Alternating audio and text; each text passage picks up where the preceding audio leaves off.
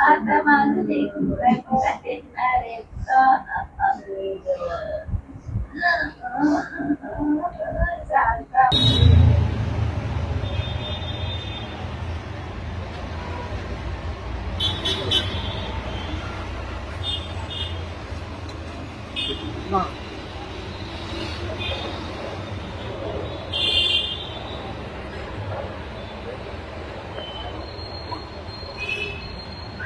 नाशिकच्या सिडको परिसरात धक्कादायक घटना समोर आली आहे. लसीकरण शिबिरातून लस घेऊन बाहेर पडलेल्या अवघ्या 16 वर्षीय मुलीचा काही मिनिटातच मृत्यू झाल्याने परिसरात एकच खळबळ उडाली आहे आणि या घटनेचा संपूर्ण सीसीटीव्ही फुटेज समोर आले आहे. श्रावणी अनिल पाटील असे मृत मुलीचे नाव असून तिच्या कुटुंबियांनी या मृत्यूला लसीकरण जबाबदार असल्याचा गंभीर आरोप केला आहे. मिळालेल्या माहितीनुसार 24 जून रोजी कुटवड नगर परिसरातील संकट मोचन हनुमान मंदिर येथे घट सर्प आणि धनुर्वात लसीकरण शिबिर आयोजित करण्यात आले होते. श्रावणी वडिलांसोबत या शिबिरात लस घेण्यासाठी गेली होती. लस घेतल्यानंतर ती जवळच असलेल्या मेडिकलकडे जात असताना अचानक चक्कर येऊन खाली कोसळली आणि या संपूर्ण प्रकाराची सीसीटीव्ही कॅमेऱ्यामध्ये घटना कैद झाली. तिला तातडीने रुग्णालयात दाखल करण्यात आले, मात्र वैद्यकीय अधिकाऱ्यांनी तिला मृत घोषित केले. घटनेची माहिती मिळताच नातेवाईकांनी रुग्णालयात मोठी गर्दी केली. श्रावणीच्या कुटुंबियाचा आरोप आहे की ती सकाळी व्यवस्थित होती, घरून नाश्ता करून लसीकरणासाठी गेली होती. महापालिकेच्या कर्मचाऱ्यांनी लसीकरणासाठी येण्याचे आवाहन केले होते, मात्र लस घेतल्यानंतर काही वेळातच तिची प्रकृती बिघडली आणि दुर्दैवी घटना घडली.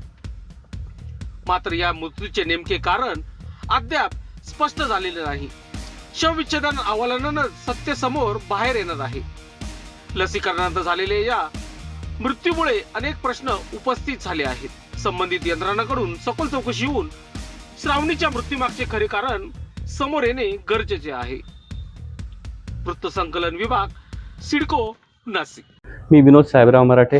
काल 24 तारखेला जी दुर्दैवी घटना झाली, श्रावणी अनिल पाटील जिचा मृत्यू झाला, तो एकमेव कारण त्याचं लसीकरण होतं. कारण की सकाळी ती उठल्यानंतर तिने नाश्ता केला, तिच्या आईला, वडिलांना आणि भावाला दिला, स्वतः पण खाल्ला. असंही नव्हतं ती उपाशीपोटी गेली होती. लसीकरणाचे लोक घरी आले होते आणि त्यांनी सांगितलं लसीकरण चालू आहे, तुम्ही येऊन जा. आणि त्यांनी ते लसीकरणासाठी बोलवलं. तर तिथं गेल्यानंतर लसीकरण झाल्यानंतर हार्डली ती 3-4 मिनिटाला रस्त्यातच कोलॅप्स झाली आणि तिचा दुर्दैवी मृत्यू झाला. त्या लसीकरणाचा काय इम्पॅक्ट झाला बॉडीवर, तिचं लसीकरणाची एक्सपायरी डेट संपलेली होती का, मग तिचं ते देताना काही चूक झाली, हे पूर्ण चौकशी व्हावी.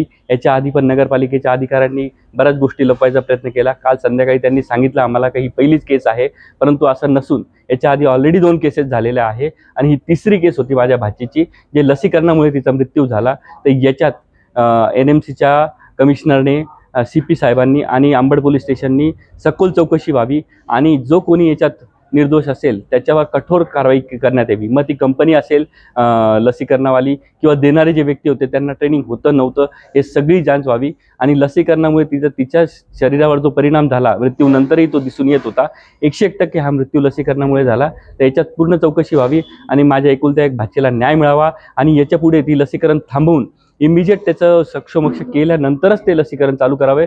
यांनी लोकांच्या जीवाशी खेळू नये, एवढीच माझी विनंती.